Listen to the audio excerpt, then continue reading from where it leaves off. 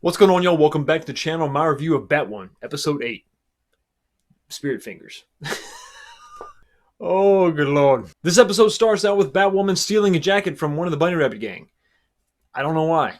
She's roughing this guy up with a bow staff, and I guess in a fit of rage, she breaks it over her knee, which is odd because her leg isn't much bigger than the staff she was using to fight the guy. And after she demands the jacket again, the guy says, "This is vintage, bitch." So to convince him to give up the jacket, she throws half of her broken staff at him, and it misses him. But it scares him enough that he gives it to her anyway. At this point, I'm missing the lesbian soap opera that was episode 7. Now, this is Batwoman, the woman that can take on 6, 7 guys and knock him out cold. Why didn't she just swoop in and knock the guy out and then take his jacket? I don't know. So next we see Kate in the Batcave giving the jacket to Luke. And Luke is like, what's with the jacket? And she says, hey, look in the pocket. There's a phone in there. And then she mumbles something. And when I say mumble, I mean it's like a mumble. It was like they tried to fix it with, it's like a combination of bad ADR and she just didn't get her lines right. I had to replay it about 5 times, but I think what she said is, do you think we can use it like a GPS to locate Alice? And of course Luke, the guy that didn't know how to use anything in the Batcave just 7 episodes ago, was like, sure, no problem. And as Luke is running the magical software on the flip phone, he says something about her breaking the staff. And she says, yeah, I figured it would be cooler if it came apart. And Luke's like, well, it doesn't though. I'm starting to think that Luke is supposed to be the audience in this series. he's turned into a real smartass, and I love it. So Luke is able to locate 2 locations that the phone has been to in the last 7 days. Just 2? One is a restaurant that has bad breadsticks. That's an actual line of dialogue in the show. And the second one is, you guessed it, Alice's hideout. It's an abandoned warehouse located in scenic downtown Gotham. Armed with this information, she takes off the batsuit, the impenetrable batsuit, and just strolls right into the abandoned warehouse in street clothes. Okay, doesn't sound like a good plan, does it? That's because it's not. And of course, Alice is there just hanging out, trying on clothes, so her and Kate go back and forth, have a little discussion. Kate's like, hey, why'd you try to kill me? And Alice is like, oh, I didn't. I kept the kyber crystal here. See, the multi-million-dollar thing that actually, makes that gun deadly, I kept it, see, so you wouldn't get hurt. Even though the gun was still able to blast Batwoman through a brick wall and fall 4 stories, but we're not going to rehash that. Those are my complaints from last episode, so let's focus on this episode, shall we? And Alice also says that, yes, I killed everyone that knows how to reproduce this kyber crystal. So I guess she killed all the Jedi. It's like her own little personal Order 66. So you see, Alice went to great lengths to almost kill Kate. Here's an idea. How about you just maybe take the gun and just destroy the gun? And then that way your sister doesn't get hurt at all. Oh, and by the way, has everyone forgotten about the railgun? The other gun that could penetrate the batsuit, of which there were 2? So there were 2 of those because we had a spare, a backup just laying around the Batcave. And then we got this other coil accelerator. I mean, what's going on? It just gets a little old when the only threat to Batwoman is a bad guy with a magic gun. But let's move on, shall we? Kate is still pleading with Alice to get to the Beth that she thinks is locked up psychologically inside of her, telling her to turn herself in. And Alice is like, listen, no, Beth is gone, and you might want to get out of here because, my Bunny Rabbit gang, they're hankering for, I guess, an ass whooping? I don't know why Kate Kane feels threatened when 5 of these guys come walking out of nowhere. It's like, you take these guys out left and right. What's the problem? Just take out the henchmen, knock Alice on the head, show's over. But nah, she leaves, so that the show can happen. So next we cut to Dad, who's out of town. Now, I think this was mentioned at the end of episode 7, but to be honest, at that point my eyes had glazed over and I'd passed out, so I'm sure I missed it. So as Dad's walking to his car from the Motel 6, Peter Cottontail and the Bunny Rabbit gang jump out and knock him over the head and throw him in a van. So then we cut to Kate and Mary, who are in Kate's yet unnamed gay bar. I can't wait for that grand opening. So the abandoned building that she bought in the last episode is currently under renovation, but she's unpacking glasses at the bar of the unfinished building. What? Huh? There's scaffolding, there's blankets and tarps over everything, and she's unpacking glasses and bottles of wine. What are you doing? The lights aren't on. There's no paint on the walls. The floor's not done. What are you doing? Do you have a contractor? I'd love to see an old man in the back just sweeping the floor, looking at her like, what the hell is wrong with you? So Mary's like, hey, you can hang out here and breathe asbestos all night long, or maybe you can come to this ceremony that they're honoring my mom. She's getting the humanitarian award for something. And this is where I begin to really like Mary, because she makes all the sense in the world in this episode. You know, Kate's mad at her stepmom because she found out that because she used fake evidence to convince her and her dad that Beth was dead. That's bad, I know. Maybe even evil. But not as bad as murdering people. And Mary says something brilliant. Why can't you give my mom the second chance you gave Alice? Or the third chance? Or the fourth chance? And Mary refers to Alice as the actual most evil person in Gotham. I like Mary. So then Kate's like, well, Alice / Beth is family. And then, of course, Mary's like, oh, what? So I'm not. And so it's this awkward thing. And I understand that, blood is thicker than water, except when your blood is killing people. Then that's when you got to kind of, that's when you got to cut loose. Then that's when you got to maybe hang out with the, the non-crazy, stepsister that's, saving lives. She's running a clinic. She's a good person. She's not murdering. And during this conversation, Mary says, hey, your dad's going to come to this thing, so I don't know what's your problem. This pisses off Kate, so Kate runs to the Crow headquarters, talks to Dad. Of course, now we know that's not really Dad. That is Mouse in a mask with an extremely convincing voice that fools Kate. Kate shows no clue whatsoever that she's catching on and that she's keen to, maybe this isn't my dad. She just gets pissed off and walks away. So now let's cut to Dad, real Dad this time. And he's captured in the hostage house. And Alice / Beth, I guess this is Beth, interrogates him and says, hey, you were mean. You didn't look for me. Why didn't you get the skull fragments tested yourself? And the actor who plays Jacob, I think, is brutally honest with her and delivers some dialogue with emotion. And I thought it was a good scene. But then she flips the switch back to Alice and says, well, I don't care. Thanks for telling me, but whatever, dude. And then she's gone.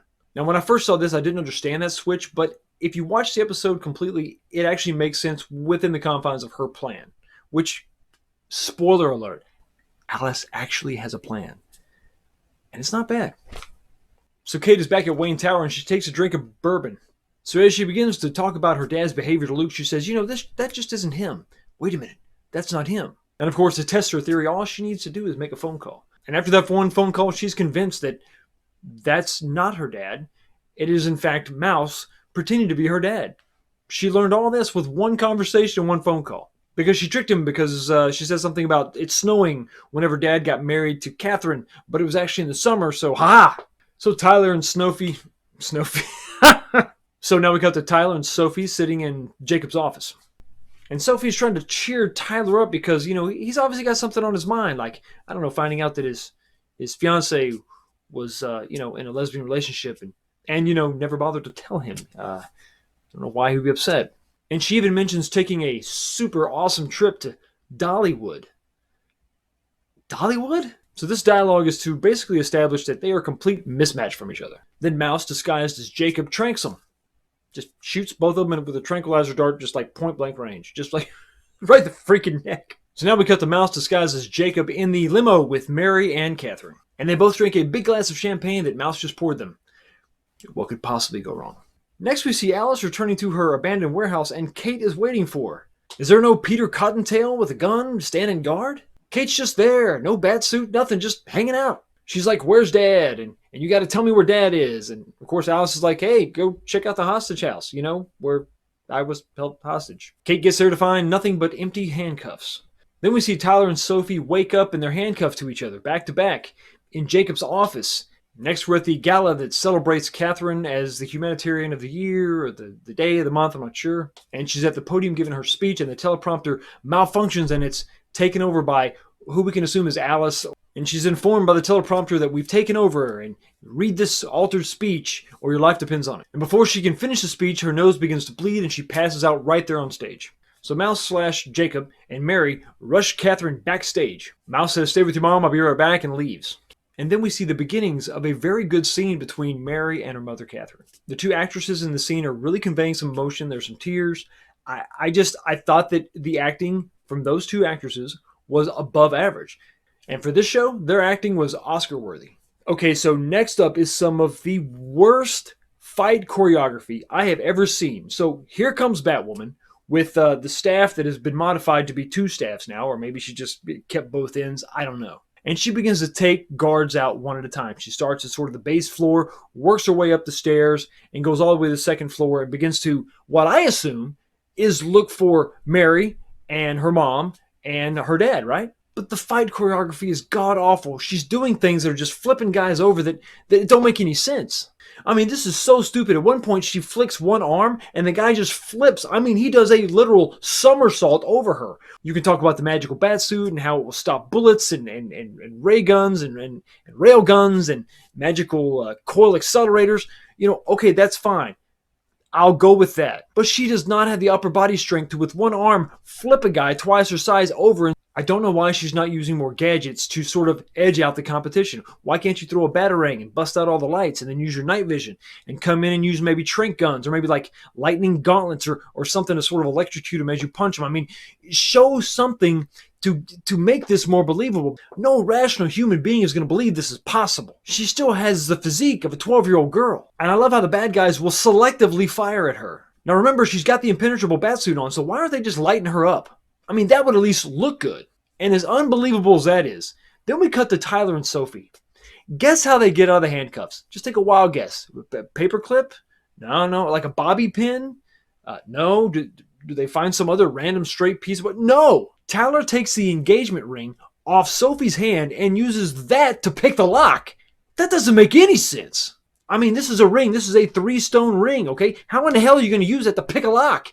Let alone handcuff locks. I don't know why they're making these decisions. Why couldn't you just use like tried and true methods, like stuff we've seen in movies, like Forever? Why couldn't she just have a bobby pin in her hair and she like shakes it out or something? I mean, anything. A wedding ring? All right, buckle up, kids, because now we get to Alice's tea party. Alice comes into the room, okay, where Mary and Catherine are. And Catherine's laid out on the floor. She's all messed up. The poison is taking effect, because, shocker, they were both poisoned, okay, by Jacob. Surprise. And so Catherine's body is just riddled with the effects of the poison. And so Alice says, listen, I'll give you this antidote. She pours it in a teacup. She said, but you got to apologize. And so she makes her go through this agonizing process of apologizing in a way that satisfies Alice. And when they think that, hey, okay, she's apologized and she's going to give her the antidote, that's when Mary's nose begins to bleed. That's right. Mary, who was poisoned at the same time, is exhibiting symptoms much later. All right, let that go because the scene is actually good. So see, now here's the thing. There's only enough antidote for one person. So Alice gets up and leaves. And now they're faced to make this choice, this decision. Is Catherine going to drink the antidote herself or give it to her daughter? Make Mary drink it. I thought this played well. The emotion between the two, I mean, Mary's even like, listen, Mom, you drink half and I'll drink half and maybe that'll buy us enough time to get to the hospital, and Catherine's like, no, you just drink it, So we finally see Batwoman. I guess she was beating up bad guys on the top floor. Alice is walking down. She confronts Alice. She says, where's Dad? And when Kate says, where's my dad? She just sounds like an angsty teenager. I mean, it's like, where's my dad? Why would you say that? Why wouldn't you say, if you're in character, if you're Batwoman, why wouldn't you say, where's Jacob? She's not really buying into her own fake persona. And then Alice is like, oh, I'm evil. I'll never tell you. So we saw a little bit of this in the trailer, but she grabs Alice by the throat, throws her against the wall, and makes like this, it's a distorted face. She's trying to seem like intense by gritting her teeth, but she just looks stupid. I mean, she looks really bad. You're looking at it, you're like, what the hell? But then Batwoman lets go because she's not going to really kill Alice. But then Peter Cottontail comes and just hits her, right? But he doesn't just like punch her to knock her out. No, he pushes her off a freaking balcony. Okay, fine, I understand you're in the magical batsuit, but he pushes her off the balcony. She falls and immediately stands up like it was no big deal. So now we cut back to Catherine and Mary, and Mary has, made the decision she's going to drink, and Catherine's forcing her. Okay, so Mary drinks the antidote, right? Catherine's laying there dying, and they're sharing a moment. At this point, okay, here comes Batwoman, right, to save the day. She just had a little thing with Alice, and, she was thrown down the stairs, but she's obviously fine, and they took off, so surely she's going to run back up the stairs and save them, right? Even if she's too late to save Catherine, she's still going to be there and make that effort, right? No, Catherine just dies in Mary's arms. We cut to Jacob waking up in his SUV, and he makes a call to Kate. And then we see Kate, like, in the woods on her motorcycle, but she's completely out of the Batwoman suit. So she just left. She didn't bother to hang out to find Mary or Catherine or to see if either one of those are okay. She just freaking left and then changed.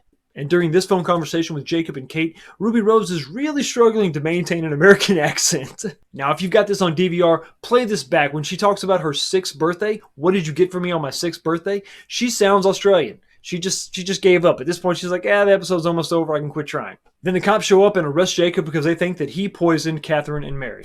So then we have a scene between Kate and Mary at Mary's clinic where she is just, obviously distraught. She just watched her mother die, and she talks about all the people that she helped, all the criminals that she helped in her free clinic that left and walked away, and how she just watched her mom die in her arms, and then she looking in Kate's eyes, telling her that, she died the way Alice wanted her to, slowly and in pain and agony. So let me ask you again, is Alice worth it?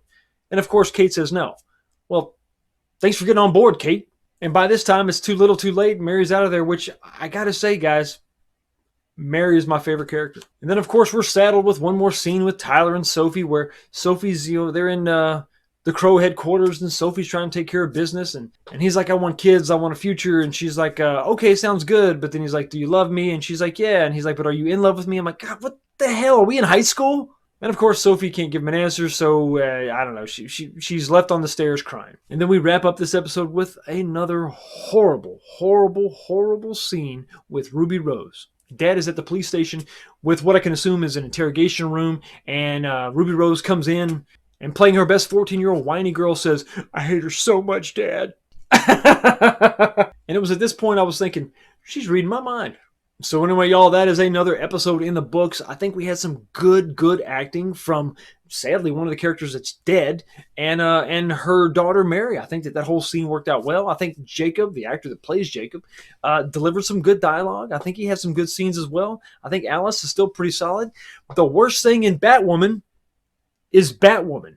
But those are just my thoughts. Let me know down in the comment section, what do you think about the episode? Are you excited about the Crisis event? Are you excited about the series? Do you just enjoy watching me suffer? Hit like if you like the video, subscribe if you like the content. Y'all have a blessed day, and I will see you next time.